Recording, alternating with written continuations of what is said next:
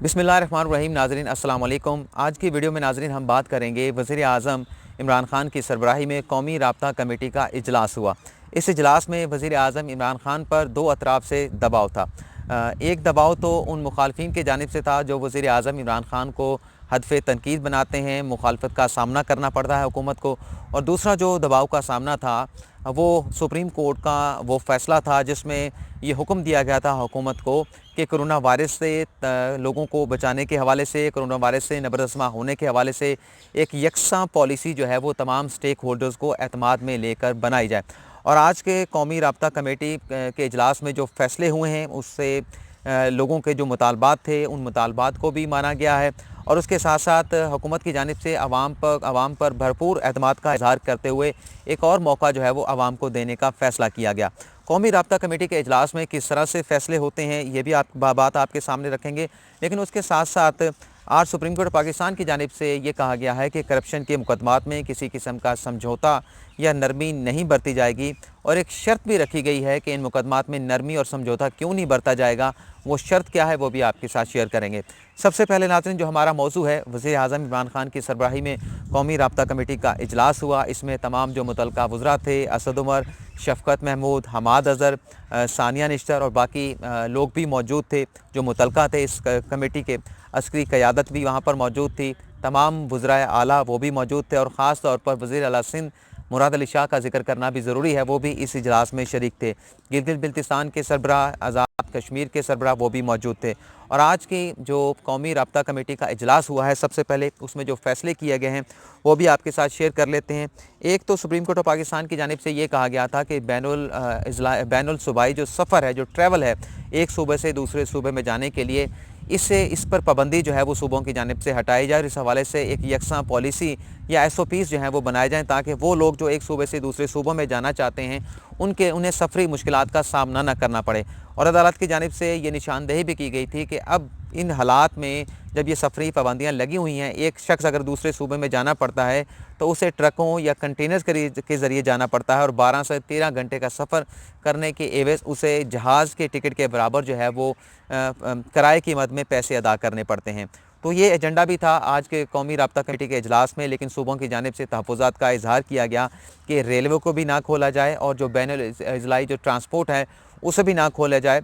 और उस पर ख़दशे का इजहार ये किया गया कि अगर इस ट्रांसपोर्ट को खोला जाता है, बैनुल सूबाई सफ़र की इजाज़त दी जाती है, तो उससे कोरोना वायरस के फैलने का ख़तरा जो है वो बढ़ जाएगा। और उसके साथ साथ रेलवे को भी ऑपरेशनल करने की इजाज़त नहीं दी गई। ओवरसीज़ पाकिस्तानियों के हवाले से जो अच्छी खबर है, आम पाकिस्तानियों के हवाले से जो अच्छी खबर है वो भी आपके साथ शेयर कर लेते हैं। आम पाकिस्तानियों की जानिब से ये मुतालबा किया जा रहा था कि लॉकडाउन की वजह से उन्हें काफ़ी ज़्यादा माशी मुश्किलात का सामना है। ना सिर्फ जो छोटे छोटे ताजर हैं जिनकी दुकानें हैं, बल्कि वो जो दिहाड़ीदार तबका है उनकी जानिब से शिकायत सामने आ रही थी। तो उनके मुतालबात को तस्लीम करते हुए लॉकडाउन में नरमी करने का फ़ैसला किया गया। और यहाँ पर आपको ये भी बता देते हैं कि वो मुखालफिन जो वज़ीर आज़म इमरान खान को तनकीद का निशाना बनाते हैं कि लॉकडाउन के हवाले से जो फ़ैसले किए जाते हैं, कोरोना वायरस के हवाले से जो फ़ैसले मरकज़ में किए जाते हैं, उसका असर ये होता है कि कोरोना वायरस पर कंट्रोल करना मुश्किल हो जाता है। सूबों को काफ़ी ज़्यादा मुश्किलात का सामना करना पड़ता है। तो आपको ये बता देते हैं कि कौमी राब्ता कमेटी के आज के होने वाले फ़ैसले और इससे पहले होने वाले फ़ैसले इत्तफ़ाक़ राय से किए जाते हैं। यहाँ पर इत्तफ़ाक़ राय से फ़ैसले होने के बाद जो मुखालफिन, जैसा कि ज़ाहिर सी बात है कि वज़ीर आज़म इमरान खान के अगर मुखालिफ अगर कोई जमात यहाँ पर बैठी है तो पाकिस्तान पीपल्स पार्टी है, उनकी जमात की सिंध में हुकूमत है। तो यहाँ पर इत्तफ़ाक़ राय से फ़ैसले होने के बाद जब यहाँ से उठ कर चले जाते हैं तो दोबारा से बाहर जाने के बाद हुकूमत को तनकीद का निशाना, इमरान खान को तनकीद का निशाना जो है वो बनाना शुरू कर दिया जाता है। लेकिन बहरहाल लॉकडाउन में नरमी का फ़ैसला किया गया। कौन कौन से शोबाजात खोलने का आज फ़ैसला हुआ। पाइप की जो मिल है, रंगसाजी की जो मिल है, पेंट जो इंडस्ट्री है, सैनिटरी की जो इंडस्ट्री है, स्टील, एलुमिनियम, हार्डवेयर इंडस्ट्री खोलने का फ़ैसला किया गया। और इसके अलावा जो छोटे छोटे तिजारती मरकज़ हैं, जो छोटी छोटी दुकानें हैं, कारोबार से वाबस्ता जो लोग हैं उन्हें भी खोलने की इजाज़त दे दी गई है। और उसके साथ साथ ये भी कहा गया है कि सहरी से लेकर 5 बजे तक ये दुकानें खुली रहेंगी, लेकिन हफ़्ते में 2 बार ये कारोबार जो है वो बंद भी होंगे। और जो एक बड़ा एतमाद का इजहार किया गया हुकूमत की जानिब से, वज़ीर आज़म इमरान खान की जानिब से, वो ये किया गया है कि जो SOPs हैं उन्हें ज़रूर फ़ॉलो किया जाए।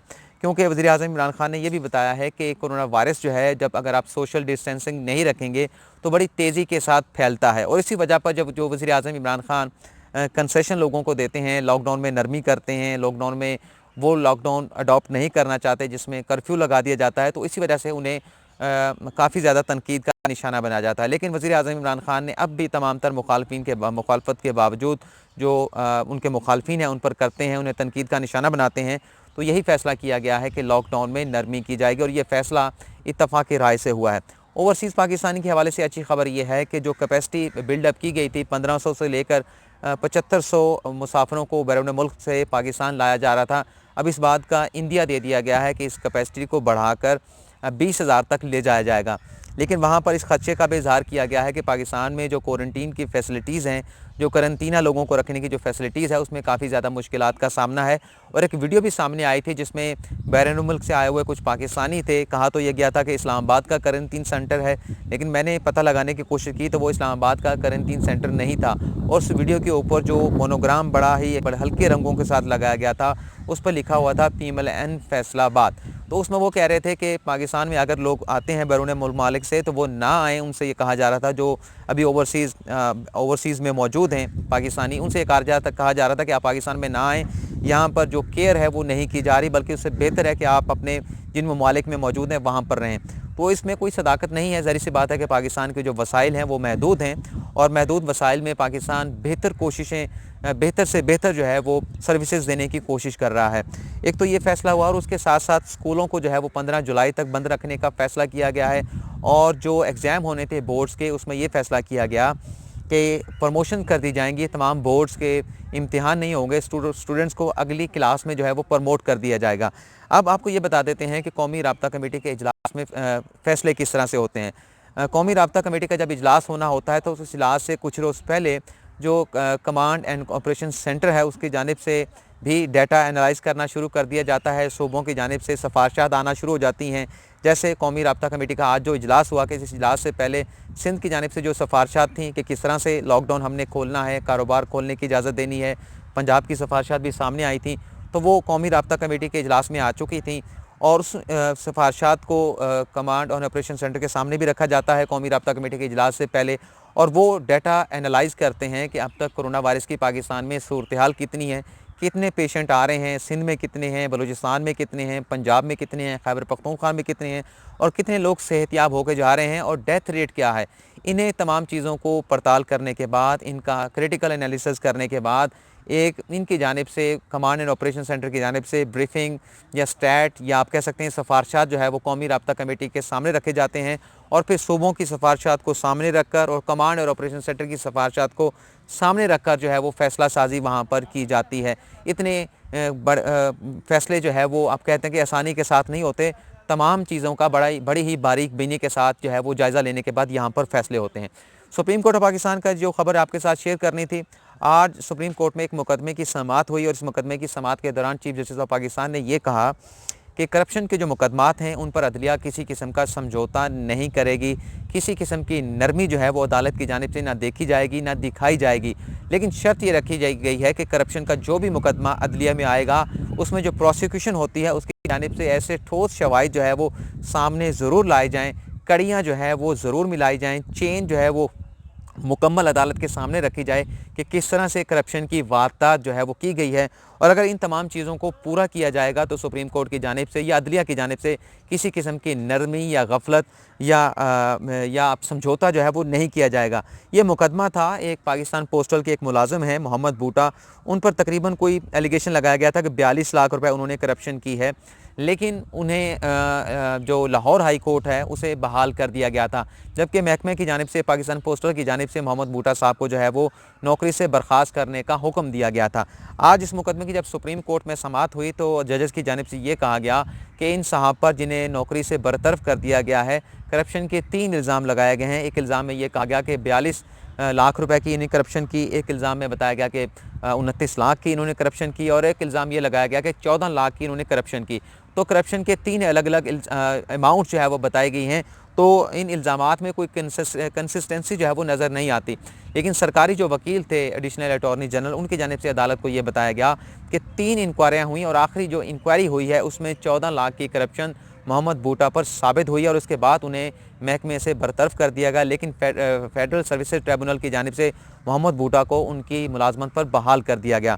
तो अदालत की जानिब से कहा गया कि अब तक की जो इन्वेस्टिगेशन या फैक्ट फाइंडिंग जो सामने आई है उसमें 14 लाख रुपए की करप्शन का इल्ज़ाम सामने आता है, और जब करप्शन का इल्ज़ाम साबित हो रहा है तो फिर अदालत इसमें नरमी या समझौता नहीं कर सकती और उन्हें मोहम्मद बूटा को मुलाजमत से बर्खास्त करने का, बरतरफ करने का महकमे का जो हुक्म था वो बहाल कर दिया। इसी तरह से गंदम बहरान के हवाले से भी एक सुप्रीम कोर्ट में मुकदमे की समाअत हुई, जिसमें बलूचिस्तान के इलाके तुर्बत में गंदम के एक गोदाम में बड़े पैमाने पर जो है वो स्टॉक में वीट के स्टॉक में जो है वो खुर्बत की गई थी।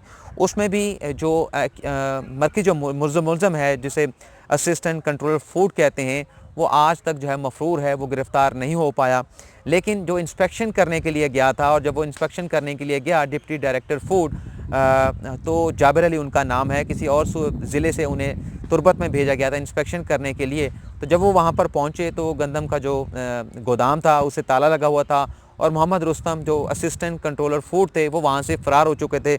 लेकिन इंक्वायरी करके जो जाबिर अली थे, जो इंस्पेक्शन करने के लिए गए थे गोदाम की, ये इल्ज़ाम लगा दिया गया कि उनकी साज़बाज़ की वजह से कि उसने रुस्तम के साथ साज़बाज़ की, उसे वहाँ से फ़रार करने में जो है वो तावन किया, तो उन्हें भी नौकरी से बर्खास्त कर दिया गया था। लेकिन अदालत की जानिब से ये बताया गया कि इसकी जो कनाइवेंस का इल्ज़ाम लगाया गया है कि रुस्तम को फ़रार करने में जाबिर अली ने उनका साथ दिया, ऐसा कोई एविडेंस सामने नहीं आया। जब एविडेंस नहीं है तो हम जाबिर अली के ख़िलाफ़ कोई ऐसे फ़ैसला नहीं देंगे, और उनकी बहाली का जो सर्विसेज ट्रिब्यूनल का फ़ैसला है उसे अदालत की जानिब से जो है वो बरकरार रखेगा। लेकिन बहरहाल जो सिंध में एक नया स्कैंडल सामने आया है कि घोटकी से कराची जाते हुए गंदम जो है वो चोरी हो गई, स्टॉक में कमी हो गई, इस पर नैब की जानिब से एक नोटिस जो है वो ले लिया गया है। जहां नैब नोटिस ले रहा है कि गंदम में किस तरह से कमी हुई स्टॉक में, वहां नैब पहले से एक और मुकदमे में 10 अरब की रिकवरी भी कर चुका है।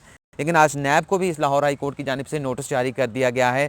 जो चौधरी बरादरान ने गुज़िश्ता रोज़ नैब के ख़िलाफ़ एक दरख्वास्त दायर की थी चेयरमैन नैब के ख़िलाफ़ कि नैब पॉलिटिकल इंजीनियरिंग का इदारा है, बदनीयत पर मबनी उनकी जानिब से तहकीकात की जाती हैं, कार्रवाइयाँ की जाती हैं, वो मुकदमा जो पहले बंद कर दिए जाते हैं उन्हें दोबारा खोल दिया गया है। इस मुकदमे में नैब को आज लाहौर हाई कोर्ट की जानिब से नोटिस जो है वो जारी कर दिया गया है। आज की इस वीडियो में नाज़रीन इतना ही, आपसे इजाज़त चाहते हैं। अल्लाह हाफ़िज़।